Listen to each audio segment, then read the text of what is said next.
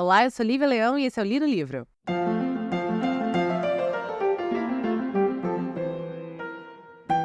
Então, o livro de hoje não é um livro, sim um conto. Faz muito tempo que eu não faço conto. Vocês sabem que eu adoro fazer conto aqui, porque eu acho que são narrativas rápidas e narrativas muito criativas que saem da caixinha.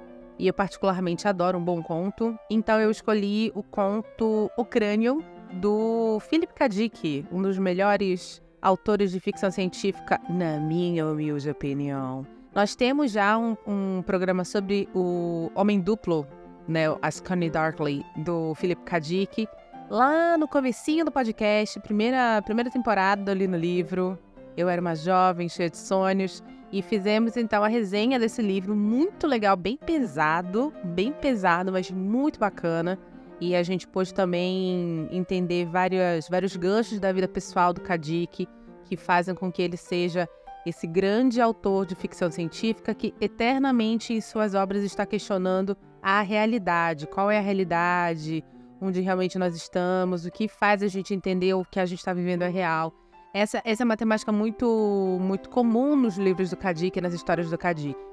Então, se você quiser saber mais sobre o autor, vai lá no comecinho do nosso podcast, que já conta com mais de 100 episódios, mas lá nos primeiros você vai encontrar o Homem Duplo do K. Dick, onde eu falo melhor sobre ele, tá bom? Esse conto, ele foi editado em 1952. O K. Dick, ele nasce em 28, então ele estava com 24 anos, tá? Então foi bem no comecinho da vida dele. Ele começa, na verdade, a publicar e escrever por volta de 50, 51.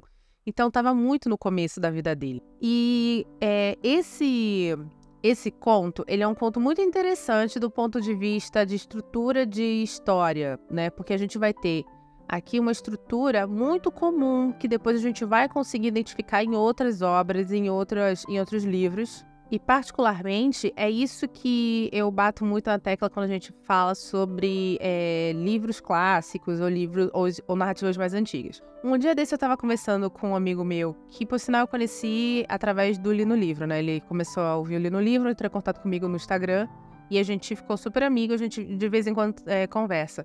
E ele falando pra mim assim, até sobre o episódio de Jane Eyre. Poxa, eu não sou muito chegada a ler livro clássico, pra mim é super difícil, super complicado, não sei o quê.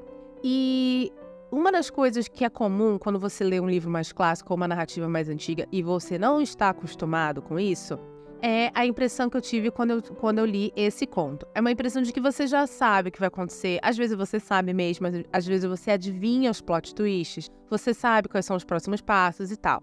Isso significa que o livro é ruim? Não, isso significa que esse livro, ele é o core, ou está entre o core de um gênero. Está na raiz do que depois foi fonte para vários outros autores. Isso é muito comum, tá? A gente pega, por exemplo, livro da Jane Austen. Se você é uma pessoa que assiste muita comédia romântica, você vai ver aquilo e você vai pensar, eu achei tudo muito óbvio, eu achei tudo muito, assim, o mais do mesmo, sabe? Eu não entendi muito bem qual é o hype. O hype é que quem começou esse estilo de narrativa, esse estilo de acontecimento, Friends to Enemies, esses pequenos arquétipos, esses pequenos clichês, digamos assim, de algumas comédias românticas, foi a Jane Austen. Jane Austen não escreve comédia romântica, tá? Ela tem uma escrita muito bem-humorada, ela faz uma crítica muito social, uma análise muito social sobre a Inglaterra do período regencial, mas isso é utilizado e acabou sendo extremamente utilizado por roteiristas de comédias românticas e seriados românticos e até mesmo de mangás no mundo, tá? Então, existe esse tipo de coisa. Eu, quando era criança, pré-adolescente, meu pai alugou pra mim o Bebê de Rosemary. E, particularmente, eu já falei mais de uma vez aqui pra vocês que eu sou uma grande fã de terror, né? Tanto literatura, quanto quadrinhos, quanto filmes e tal. E, particularmente, a parte do terror de possessão demoníaca e essas coisas, o Tinhoso, né? O nosso querido Beelzebub, Asmodeus. Então, ele um dos meus estilos favoritos, sabe? Eu adoro Exorcista, por exemplo. E aí, quando eu assisti Bebê de Rosemary, eu achei chato, porque eu achei exatamente isso. Eu falando pro meu pai, mas eu sabia o que ia acontecer. Eu achei clichê, eu achei óbvio. E o meu pai foi explicar exatamente isso. Não, é porque serviu de base os conceitos ali desenvolvidos, a narrativa ali desenvolvida serviu de base e foi diluída durante décadas e décadas, e você consumiu essa diluição. Então, por isso que parece muito óbvio para você. O Crânio, eu senti isso especialmente porque eu sou muito fã de um filme chamado Os 12 Macacos, que é praticamente, gente, a mesma história. A gente vai conversar sobre a sinopse já já, mas assim, se você gostou de 12 Macacos, aquele filme com Bruce Willis e Brad Pitt, você vai gostar de O Crânio, tá bom?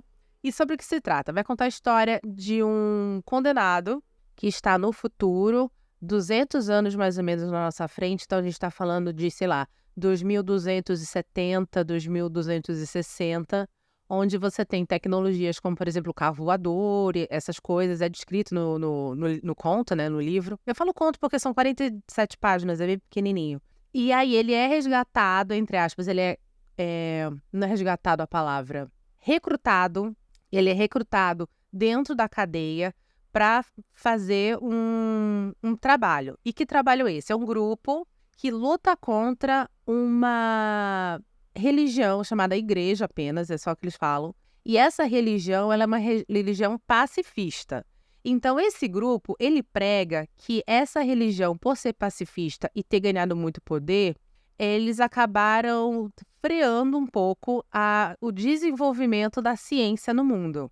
Porque é dito por esse grupo, tá? É uma visão do grupo, que a guerra, os conflitos violentos, eles são necessários para a evolução científica acontecer. Porque senão, a única evolução que a gente tem é a da medicina. O resto da evolução científica não existe. Isso é verdade? Olha, eu não vou bater martelo, mas existe, obviamente, se a gente for parar para pensar, um boom de desenvolvimento científico mediante a Segunda Guerra Mundial e a Guerra Fria. A gente tem o advento, por exemplo, do computador na Segunda Guerra Mundial. A gente tem o advento do Wi-Fi. A gente tem o advento daquela que vai ser a tecnologia que nos permite falar no celular. A gente tem, durante a Guerra Fria, a corrida armamentista, a corrida espacial. Então, você tem desenvolvimentos, né, muito grandes na área científica, porque são desenvolvimentos que vão servir a fins belicosos. Gente, isso é básico. A gente tem isso no Homem de Ferro 1, tá ligado? Que as indústrias Stark, se alguém aí gosta de Marvel, as indústrias Stark são puta indústrias riquíssimas e cheias de tecnologia, porque no Homem de Ferro 1, a indústria Stark é uma indústria basicamente armamentista. Então, a gente tem isso se andando muito junto. Isso significa que se o mundo não tivesse guerras, não existiria evolução científica? Não acho. Não acho. Acho que existiria, sim, uma diminuição de investimentos voltados a algumas áreas específicas, como, por exemplo, comunicação, GPS e coisas desse tipo. Mas acho que continuaria existindo, sim, evolução científica. Enfim, e aí esse grupo chama esse cara, que é conhecido como um caçador. Aparentemente, aqui a gente tem também um futuro onde existe uma exploração e uma moradia em outros países. Então, esse cara, ele é conhecido por ser um caçador, que já caçou gente na Lua, já caçou gente em Marte, tal. E por caçador, eu entendo que é tipo um bounty hunter, sabe?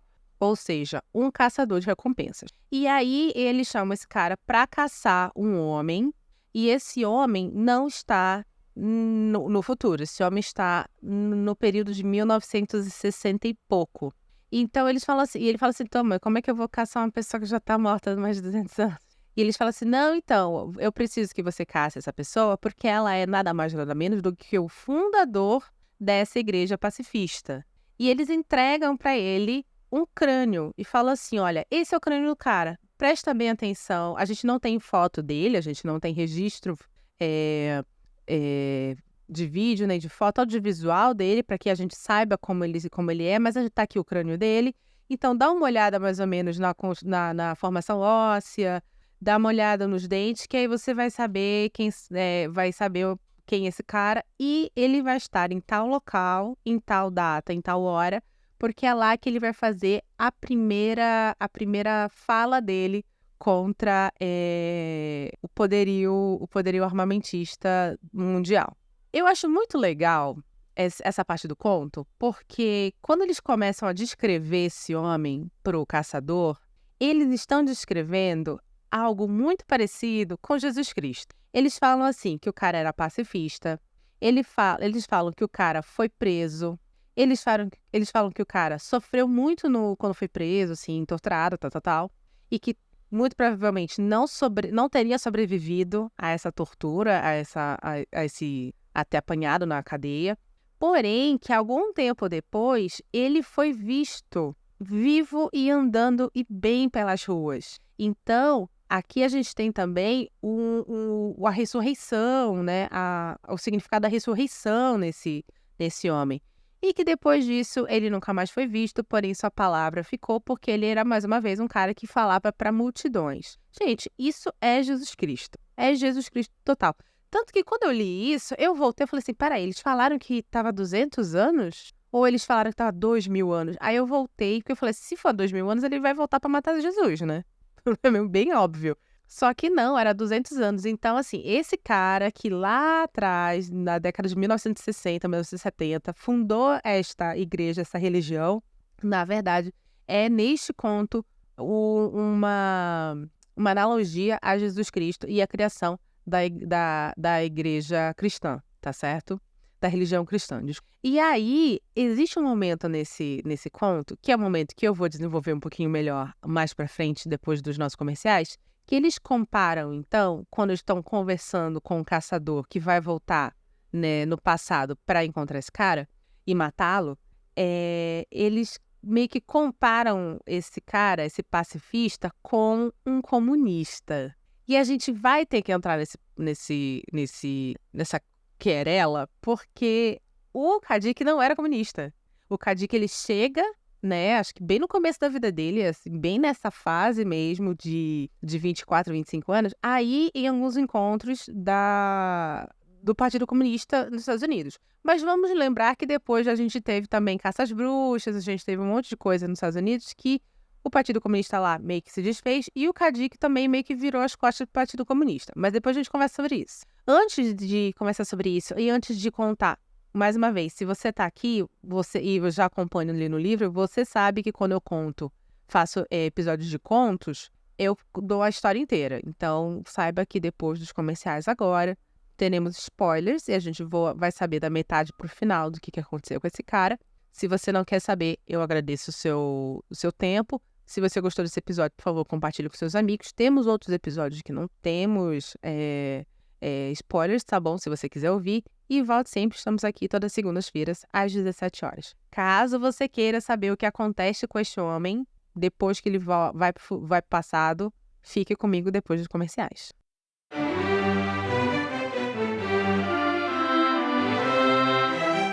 Oi, já o episódio continua. Mas antes eu queria agradecer a sua audiência e te lembrar que o Li no Livro é um podcast independente e sem patrocínio. Se você quer nos ajudar, por favor, compartilhe esse episódio com seus amigos. E estamos nos principais agregadores de podcast, inclusive agregadores gratuitos. Obrigada!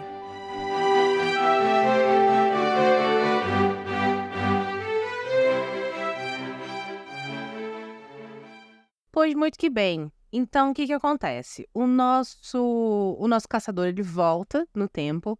Ele volta, acho que algumas semanas ou algum mês antes depois da data que ele deveria estar, né? Então, ele tem que voltar mais uma vez para a cápsula dele e passar mais um tempinho lá e consegue chegar no 2, 3 dias antes desse momento em que nessa praça pública o cara que é caçado vai finalmente conversar com o público, falar sobre dar sua mensagem pacifista para o público pela primeira vez.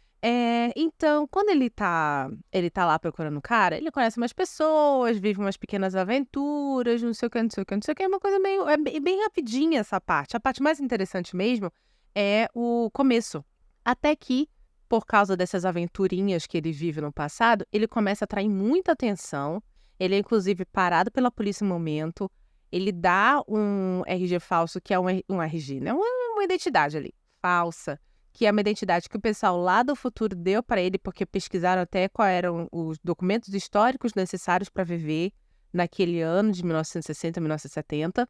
Porém, depois de um tempo, os policiais percebem que aquilo ali é falso e querem prendê-lo. Como ele está numa cidadezinha muito pequenininha, todo mundo se conhece, as notícias correm muito rápido, as pessoas então se reúnem na praça para tentar ver essa prisão dele. E ele também precisa ir nessa praça, porque é nesta praça que ele vai encontrar pela primeira vez esse cara que ele está caçando, que é a primeira vez que esse cara vai aparecer.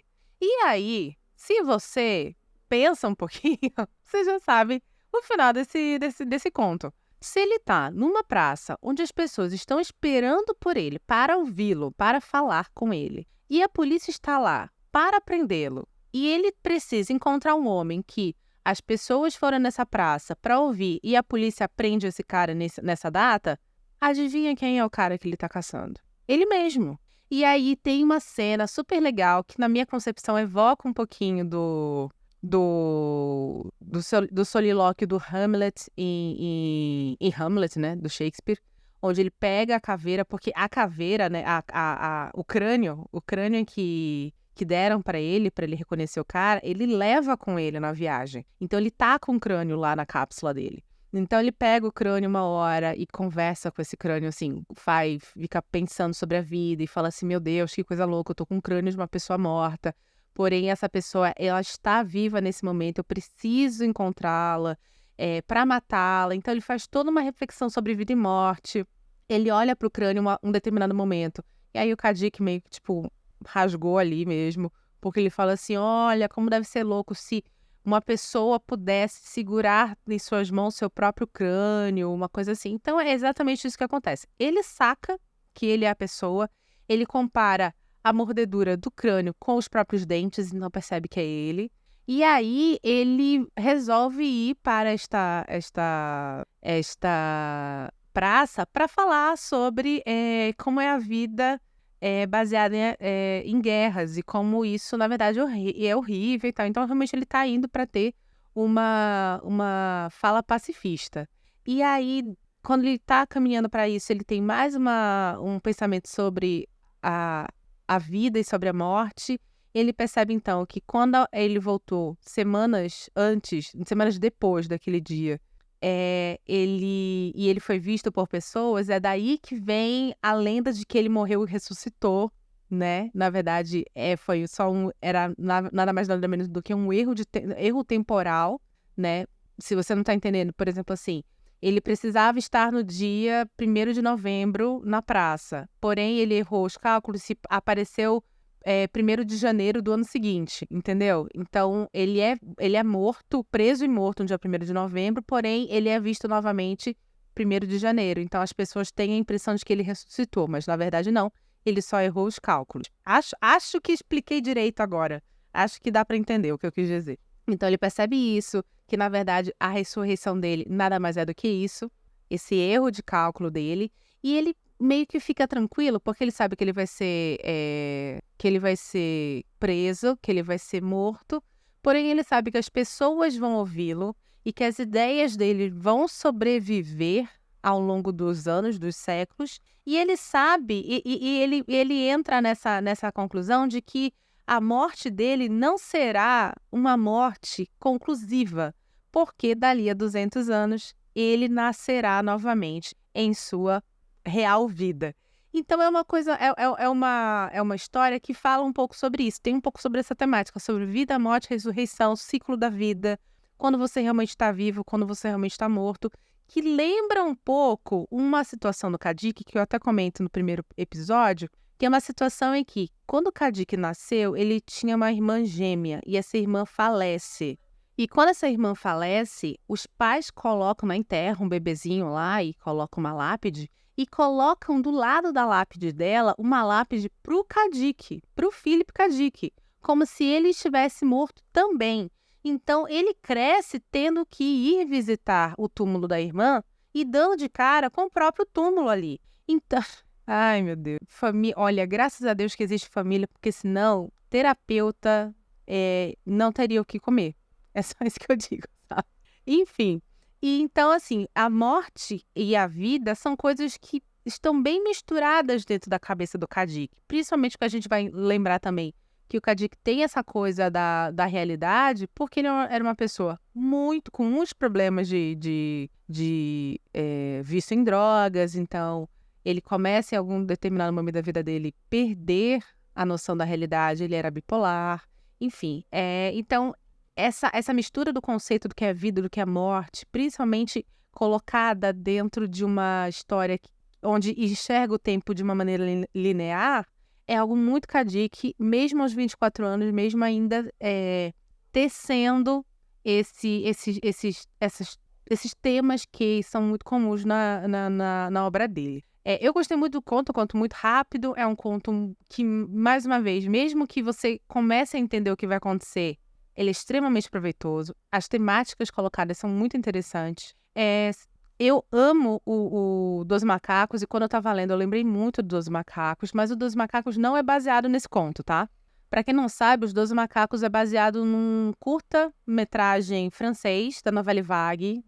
Nouvelle Vague é uma escola cinematográfica, tá? Mas, assim como a gente tem escolas literárias, né? Realismo, romantismo, a gente vai ter escolas cinematográficas, né? Neo-realismo italiano, expressionismo alemão e a Nouvelle Vague francesa. A gente tem, então, esse curta que foi lançado em 62, não vou lembrar, mas é um curta bem clássico, quem faz faculdade de cinema sempre assiste, chamado La Jetée, que foi esse curta que o Terry Gilliam, ele se inspirou para fazer Os Doze Macacos. Mas eu tenho certeza que o Terry Gilliam leu, em algum momento, o Crânio.